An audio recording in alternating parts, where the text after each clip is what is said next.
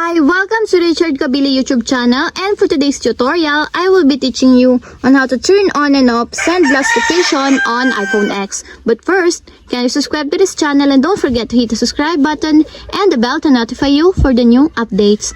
And let's start. Using your iPhone X from your home screen, first go to Settings. Then in the settings, scroll down and click the Screen Time.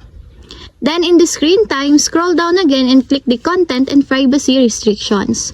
Then in this part, go to privacy sections, then click the location services. Then in the location services, click the share my location. Then in this part, click the find my iPhone. In the find my iPhone, find the send last location. Then as you will see, there's a switch button on the right side of it. Then all you have to do is just click it to enable until it becomes green. When the send last location is enabled, it is automatically send the location of this phone to Apple when the battery is critically low. And if you want to disable, just click again the switch button to disable. And that's it. We have successfully turned on and off send last location on iPhone X. If you have a question, kindly comment down below and don't forget to hit the subscribe button and the bell to notify you for the new updates. And thank you for watching!